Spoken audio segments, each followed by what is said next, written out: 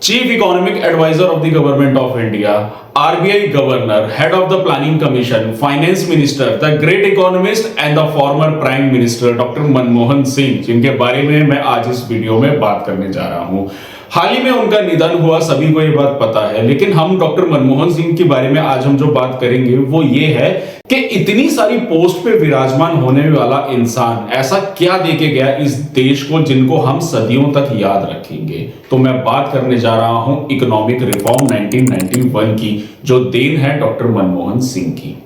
उनका हाल ही में निधन हुआ, काफी सारे लोगों ने रेस्ट इन पीस के मैसेजेस लगाए सोशल मीडिया पे, बट समहाउ मुझे ऐसा फील हुआ कि सिर्फ लोग उनको एक देश के बेहतर प्रधानमंत्री के तौर पे सिर्फ जानते हैं। लोगों को पता ही नहीं है उन्होंने ऐसा क्या इस देश को दिया है जो लोगों को शायद जानने की जरूरत भी है। तो मैं बात करूं, आज आप लोग जो आईफोन चला रहे हो या फिर आप घर बैठे जो स्विगी जोमेटो से खाना ऑर्डर कर रहे हो, या आपका जब मन करता है घर बैठे अमेजोन या फ्लिपकार्ट से शॉपिंग कर लेते हो, आपके बच्चे बड़ी बड़ी कंपनियों में, मल्टीनेशनल कंपनियों में पैसे कमा रहे हैं, वो देन है डॉक्टर मनमोहन सिंह के इकोनॉमिक रिफॉर्म की। तो क्या था इकोनॉमिक रिफॉर्म? तो अगर इसको मैं एक बहुत सिंपल और आसान भाषा में कहूं तो वो एक ऐसी इकोनॉमिक पॉलिसी थी जो हमारे देश की गिरती हुई अर्थव्यवस्था को उसने बचाया था।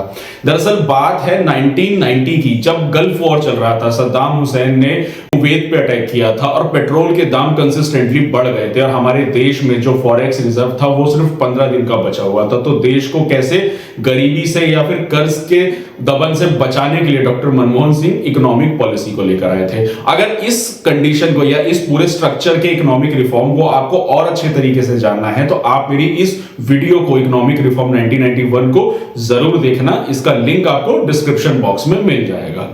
तो मैं बात कर रहा हूं डॉक्टर मनमोहन सिंह के देन की, कि उन्होंने इस देश को ऐसा दिया क्या था, इकोनॉमिक रिफॉर्म क्या था, कैसे हुआ, किस तरीके से इंप्लीमेंटेशंस लाए गए थे, कैसे गोल्ड को अमेरिका में हम लोगों ने कर्ज रखा था, वो सारी चीजें इस वीडियो में मैंने अपने मेंशन की हुई है। लेकिन मैंने आज की इस वीडियो में ना दरअसल बताना चाहूंगा कि जो इकोनॉमिक रिफॉर्म 1991 में आया था उसका इंपैक्ट आज हमें किस तरीके से बेनिफिशियल साबित होता है 2025 में, उसी के बारे में मैं आज इस वीडियो में दरअसल आप लोगों को बताना चाहूंगा। तो चलिए शुरुआत करते हैं।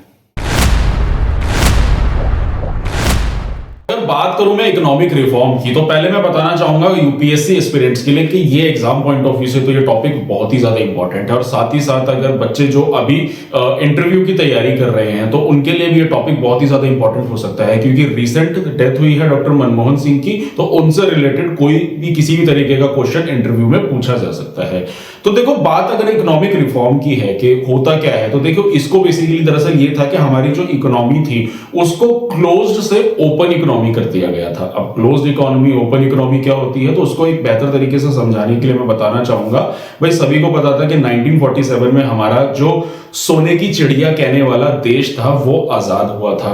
आजाद हुआ, सबको पता था कि ब्रिटिशर्स ने कैसे हमारे देश के ऊपर ट्रेड में कंट्रोल पा लिया था। हमारे फॉरेन गुड्स जो थे वही हम लोग परचेज कर रहे थे, और इंडिया का जो डोमेस्टिक मार्केट था, हैंडीक्राफ्ट था, मैन्युफैक्चरिंग था, इंडस्ट्रीज था, सबको ठप कर दिया गया था। हम लोग सिर्फ एग्रीकल्चर पे डिपेंडेंट थे और एग्रीकल्चर की भी स्थिति बहुत ही ज्यादा खराब हो गई थी।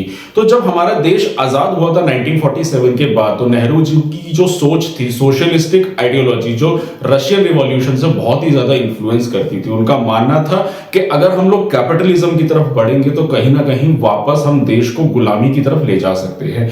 इसीलिए हमारे देश को एक सोशलिस्टिक पैटर्न की जरूरत थी। सोशलिज्म के तहत हम लोगों ने काम किया। अब सोशलिज्म भी क्या होता है उसके बारे में भी मैंने इस वीडियो में अपने बनाया हुआ है, आप लोगों को लिंक उसका भी डिस्क्रिप्शन में मिल जाएगा। तो सोशलिज्म को अगर मैं एक सिंपल और आसान भाषा में कहूं तो उसका मतलब होता है किसी भी देश की इकोनॉमी की जो सरकार है वो उसको होल्ड करेगी, यानी कि उसका जो ज्यादा से ज्यादा काम होगा वो वेलफेयर उन लोगों के लिए होगा जो गरीब है, ठीक है। वेल्थ को इक्वली बांट दिया जाएगा और कंट्रोल सरकार का रहेगा। अब सरकार का कंट्रोल रहेगा तो देश में जितने भी बिजनेसेस चल रहे हैं उसके ऊपर भी सरकार का कंट्रोल रहेगा, जिसको हम लोग लाइसेंस राज कहते थे। तो इसके चलते हुए क्या था ना कि बहुत ही ज्यादा हमारे देश में दिक्कतें थी, बिजनेस में कहीं ना कहीं एक बैरियर्स थे, रुकावट थे, और हम लोग इंटरनेशनल ट्रेड तो कर ही नहीं रहे थे। हार्डली ट्रेड था, मतलब बहुत ही ज्यादा ट्रेड रेस्ट्रिक्शंस थे, बहुत ही ज्यादा बैरियर्स थे ट्रेड में। तो हम लोग जो भी ट्रेड कर रहे थे वो डोमेस्टिक लेवल पे था। तो जरूरत थी हमारे देश में कि हम लोग अब एक्सपोर्ट इंपोर्ट यानी कि जो वर्ल्ड वाइड लेवल का ट्रेड था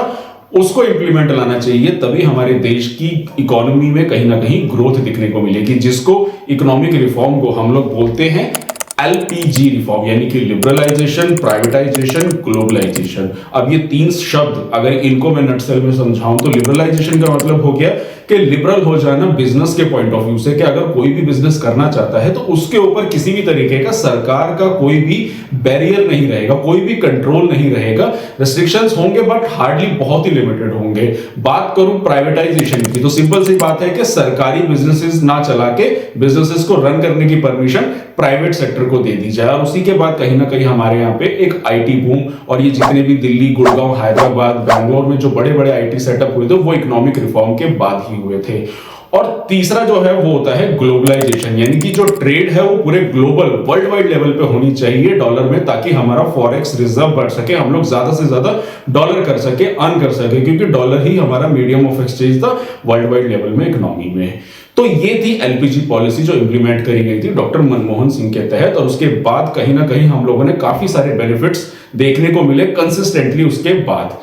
आज 2025 चल रहा है, तो मैं अब आता हूं अपने मुद्दे पे, जो मेन मेरा आज का ये टॉपिक था कि इकोनॉमिक रिफॉर्म से हम लोगों को आज के जमाने में क्या फायदा मिल रहा है।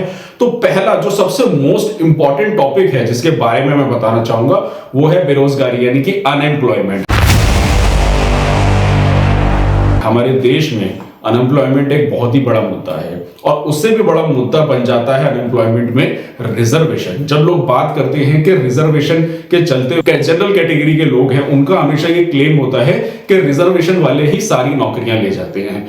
तो मैं उन लोगों को ना आज यहाँ पे कुछ एक बहुत अच्छा डेटा दिखाना चाहूँ। तो मेरी स्क्रीन पे आप लोग ये डेटा एक बार देखिए जरा। वो 1990 का डेटा है, फिर 2000 का डेटा है, और फिर सन 2025 का डेटा है। अगर मैं बात करूं गवर्नमेंट सेक्टर्स में जो नौकरियां थी वो 20% थी, और प्राइवेट सेक्टर में 80% थी 1990 में। इकोनॉमिक रिफॉर्म आने के बाद 2000 में जो हमारी सरकारी नौकरियों का जो डेटा था वो गिर के 16% हो गया, और प्राइवेट सेक्टर में 84% हो गया। और आज 2025 के डेटा की मैं बात करूं तो वो गवर्नमेंट सेक्टर में जो डेटा है वो 6% है, और प्राइवेट सेक्टर में 94% हो गया है। तो लोग जो अक्सर कहते हैं कि गवर्नमेंट सेक्टर में रिजर्वेशन है तो सारे लोग रिजर्वेशन की नौकरियां खा जाते हैं, तो आप लोग जरा चेक करो कि डेटा जो है सिर्फ सरकारी नौकरी में 6% है, उस 6% के ऊपर ही रिजर्वेशन मिलता है। बाकी 94% जॉब जो है प्राइवेट सेक्टर है, जिसमें कोई रिजर्वेशन इंप्लीमेंट होता ही नहीं है।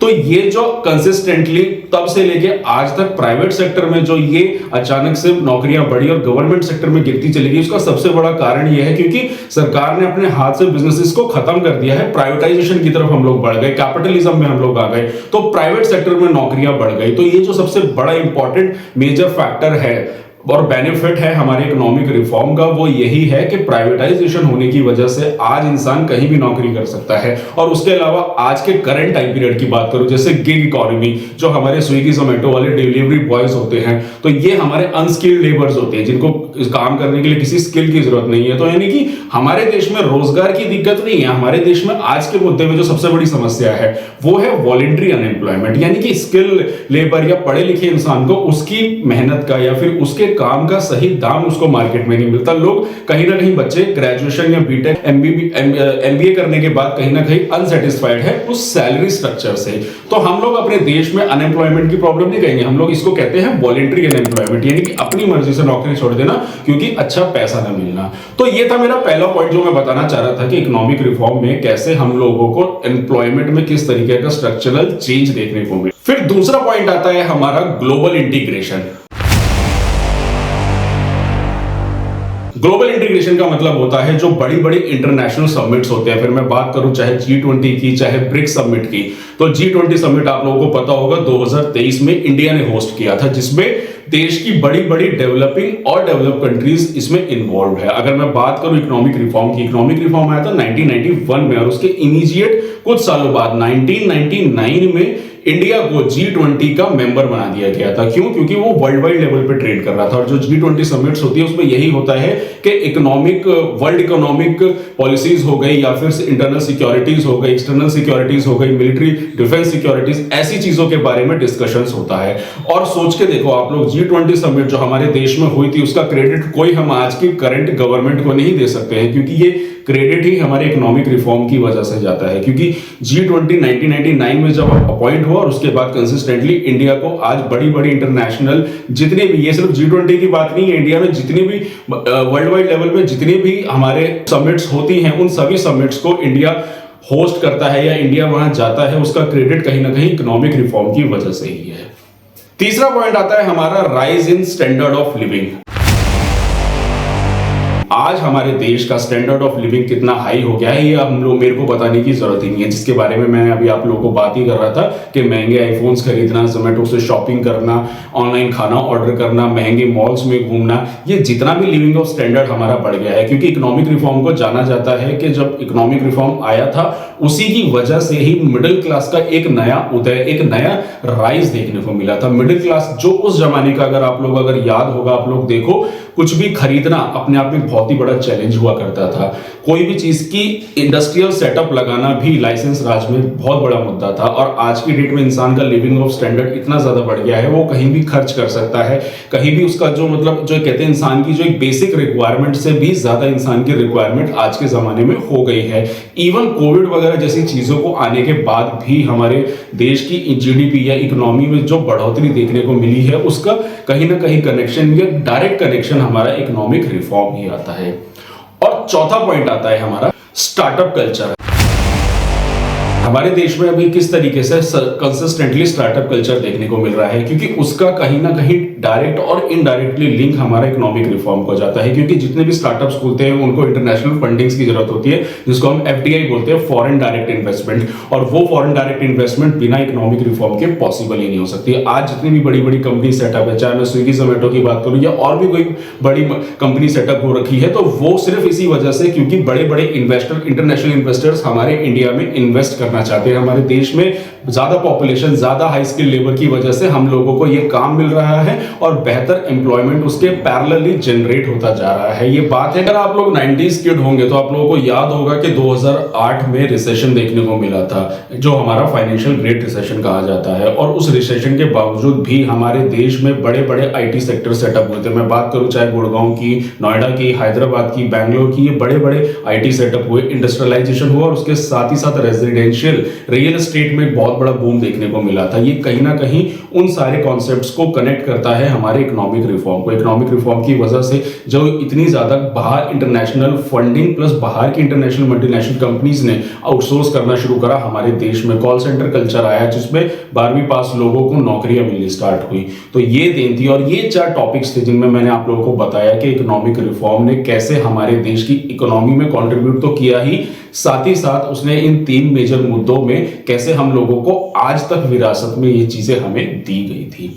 तो अगर मैं लास्ट में अंत में ये बात कहूं कि अगर हमारे देश में कहीं ना कहीं अगर मैं ये कहूं कि ओपन इकोनॉमी ना हो के क्लोज्ड इकोनॉमी हो, यानी कि हम लोग आज भी सोशलिज्म की तरफ ही टिल्ट रहे, क्योंकि हम लोग अब एक मिक्स्ड इकोनॉमी है, हम लोग सोशलिज्म और कैपिटलिज्म दोनों की तरफ मूव कर रहे हैं। अगर किसी देश की इकोनॉमी, जैसे बात करूं जिम्बाब्वे की, वेनेजुला की, म्यांमार या फिर सूडान की, तो ये वो कंट्रीज हैं जिनकी इकोनॉमी आज तक खुली नहीं है। ये लोग एक क्लोज्ड इकोनॉमी है, बाहर के इंटरनेशनल ट्रेड्स में उतना इनका इंटरफेरेंस नहीं है। और इन चारों देशों की जो हालत है आप लोगों को बहुत अच्छे तरीके से पता होगी। मैं बात करूं अगर जिम्बाब्वे की, जहां पे हाइपर इन्फ्लेशन देखने को मिला था, या सूडान में, इसके ऊपर तो वैसे भी मैंने एक वीडियो बनाई थी कि किस तरीके का वहां पे नक्सलाइट और एक मिलिट्री कंट्रोल हो रखा है, या फिर उसके बाद म्यांमार की हालत तो आप लोगों को बेहतर तरीके से पता ही होगी। और उसके अलावा वेनेजुला कंट्री जहां पे इकोनॉमिक क्राइसिस देखने को मिले थे। तो इस देश में जरूरत होती है किसी भी देश में कि उसको इंटरनेशनली भी अपने आप को अपडेट रखना, कनेक्ट करना, चाहे ट्रेडिंग पर्पज से, चाहे सिक्योरिटी पर्पज से, या फिर इंटरनेशनल रिलेशंस को मेंटेन रखने से। तो जो ये इकोनॉमिक रिफॉर्म था, ये हमारे देश के लिए एक बहुत ही बेहतर और एक ही अच्छी इकोनॉमिक पॉलिसी साबित हुई, जिसने आज तक हम लोगों को उभरते हुए दिया। अगर मैं और इसके अलावा इसके और ज्यादा कॉन्सेप्ट्स के बारे में बात करूं तो वैसे तो बहुत सारे फैक्टर्स हैं, फिर जीडीपी है और भी टेक्निकल चीजें हैं। अगर वो सारी डिटेल्स आप लोग चाहेंगे तो वो मैं आप लोगों को कमेंट सेक्शन में शेयर कर दूंगा, आप लोग कमेंट में ये चीज मेंशन जरूर करना। लेकिन मैं बात करना चाहूंगा यहाँ पे डॉक्टर मनमोहन सिंह के इस देन की, कि उन्होंने इस देश में जिस तरीके के इकोनॉमिक थ्योरी को हमारे देश में इंप्लीमेंट किया, उस देश में हम कभी भी ऐसे महान इंसान को नहीं भूलेंगे। जैसे डॉक्टर बी.आर. अम्बेडकर ने हमारे देश को एक बहुत ही बेहतर संविधान दिया था ना, जिसको आज भी हम सेलिब्रेट करते हैं, हम ऐसे ही डॉक्टर मनमोहन सिंह के दिए हुए इस इकोनॉमिक रिफॉर्म और उस इंसान को हमेशा से याद करें। तो ऐसे एक इंसान के लिए लाइक तो बनता है, और कमेंट में उस इंसान के लिए जो भी आप लोग अपने खुले दिल से लिखना चाहें वो आप लिख सकते हैं। तो यही था मेरी आज की इस वीडियो में, जिसमें मैंने आप लोगों को थोड़ा सा इकोनॉमिक रिफॉर्म के बारे में बताया और साथ ही साथ the great economist doctor Manmohan Singh के बारे में एक बहुत अच्छी बातें बताई। तो आई होप आप लोगों को वीडियो मेरी पसंद आई होगी। तो मेरी वीडियोस को लाइक करिए, कमेंट में जो भी आप लोग अपना सजेशन देना चाहते हैं जरूर दीजिएगा, और जल्दी ही मिलेंगे हम और ऐसी इंटरेस्टिंग फैक्ट्स और कुछ अच्छी इंफॉर्मेटिव वीडियो के साथ। तो आज के लिए इतना ही। Thank you very much.